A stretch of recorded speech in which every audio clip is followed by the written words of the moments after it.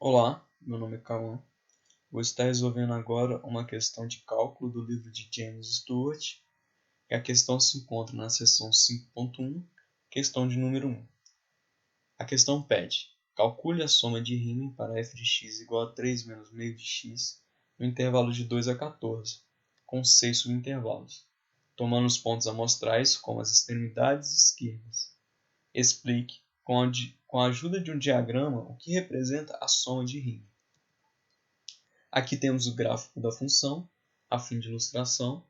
A função é uma função do primeiro grau, decrescente, que toca o eixo x em x igual a 6. Em x igual a 0, a função vale 3. Aqui temos o somatório de Riemann. É um somatório onde i varia de 1 até n de f de xi vezes ΔX, onde n é o número de subintervalo e para cada subintervalo a gente vai ter um xi correspondente. Para o intervalo 1, a gente vai ter o x1 correspondente. No intervalo 2, a gente vai ter o x2 correspondente e assim por diante. Vezes ΔX, que seria a largura desses subintervalos. O subintervalo. A questão pediu que calculássemos esse somatório com 6 subintervalos. Então, nós temos que calcular a largura desse comprimento total, de 2 a 14, que é o intervalo que a questão dá, dividido pelo número de subintervalos. Para encontrarmos a largura desse intervalo que vai de A a G, nós fazemos 14 menos 2 dividido por 6. Assim nós encontramos que cada subintervalo tem largura 2. Então, de A até B vai ser 2. De B até C, nós temos um comprimento igual a 2. E assim por diante. Quem é x1, x2, x3, x4, x5 e x6? Voltando ao somatório, o i varia de 1 até 6 nesse caso, que são 6 subintervalos que a questão deu. E para cada variação de i, nós vamos ter o seu xi correspondente. Então, vai ter o x1, x2, x3, x4, x5 e x6. Quem são eles? Voltando. A questão deixou claro que os pontos amostrais a serem adotados são as extremidades à esquerda de cada subintervalo. Isso significa que no subintervalo de A a B, nós temos que pegar o ponto mais à esquerda desse subintervalo, e é o ponto onde x é igual a 2. Nós temos marcado aí nessa representação bolinhos em cada ponto, mas esses não são valores da função. É apenas como representação de cada ponto que delimita cada subintervalo. Então, vamos supor, o intervalo de D a E, o ponto mais à esquerda vai ser o ponto de x igual a 8. Se vocês repararem no ponto de F a G, o ponto mais à esquerda é o 12. E o ponto x igual a 14 não vai ser utilizado em efeitos de cálculo nesse exercício.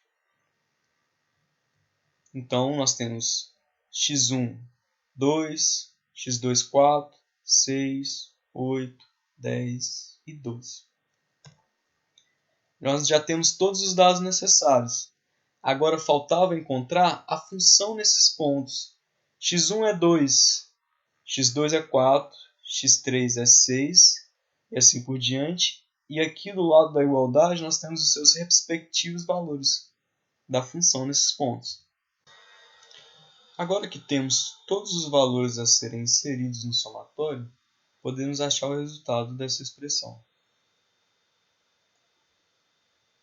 N vale 6, ΔX vale 2.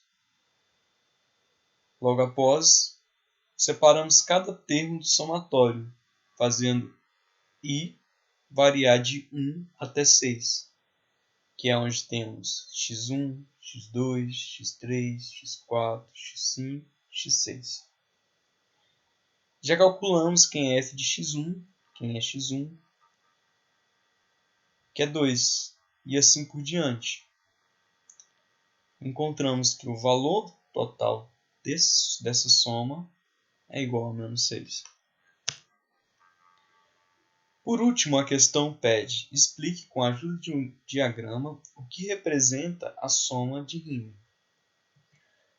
A soma de Riemann representa uma aproximação do valor da integral da curva, no intervalo de 2 a 14, por retângulos. Quanto menor a base desse retângulo, podemos dizer que mais precisa vai ser a aproximação. Em contrapartida, quanto menor a base desse retângulo, mais retângulos e subintervalos terei. Aqui eu coloquei cada termo do somatório separado. E podemos observar que o ponto mais à esquerda de cada subintervalo serve como referência de altura para cada retângulo.